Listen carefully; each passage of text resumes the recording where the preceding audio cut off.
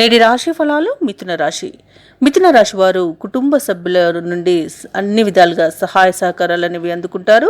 ఈరోజు మొత్తంగా చెప్పాలంటే అన్ని విధాలుగా యోగదాయకమైన కాలం అనేది మిథున రాశి వారికి ఉంటుంది. ఇక ఈరోజు మిథున రాశి వారు ఆర్థిక అనుకూలత కలిగి అప్పులను తీర్చగలుగుతారు. ఇక ఈరోజు వ్యాపారస్తులు ఎవరైతే ఉన్నారో నూతన వ్యాపారాలు ప్రారంభించడానికి పెట్టుబడులను అందుకుంటారు. ఇక నిరుద్యోగులు ఎవరైతే ఉద్యోగ యత్నాలు చేస్తున్నారో వారికి ఉద్యోగ ప్రాప్తి అనేది కనిపిస్తుంది. అలాగే ప్రభుత్వ ఉద్యోగులకు, ప్రైవేటు ఉద్యోగులకు ఈరోజు అనుకూలత అనేది అధికంగా కనిపిస్తుంది. మంచి ప్రమోషన్స్తో కూడిన బదిలీలు ఏర్పడే అవకాశం కూడా ఉంది.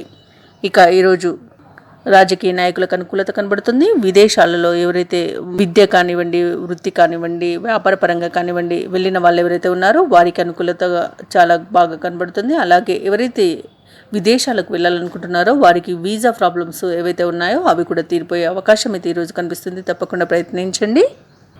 ఇక మొత్తంగా చూసుకుంటే మిథున రాశి వారికి ఈరోజు ఆదాయపరంగా చాలా అనుకూలమైన ఫలితాలు అనేవి గోచరిస్తున్నాయి. అధిక ఆదాయం లభిస్తుంది. అదనపు ఆదాయం కూడా సమకూరుతుంది.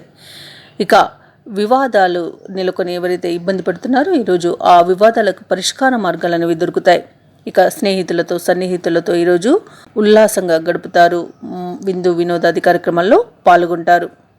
ఇక వ్యాపార వాణిజ్యవేత్తలు ఎవరైతే ఉన్నారో వారి యొక్క వ్యాపారాలకు కావలసిన పెట్టుబడులను ఈరోజు పొందగలుగుతారు.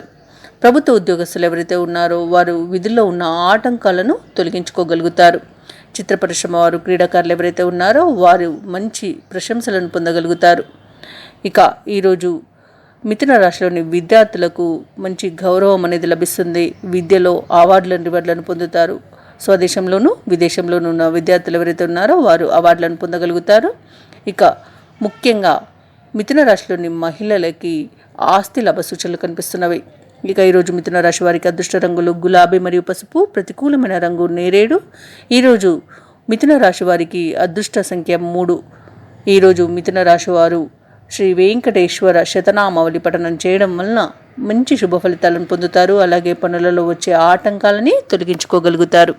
ఈ వీడియో నచ్చినట్లయితే లైక్ చేయండి, షేర్ చేయండి, అలాగే సబ్స్క్రైబ్ చేయడం అస్సలు మర్చిపోవద్దు. అంతా శుభమే జరుగుతుంది.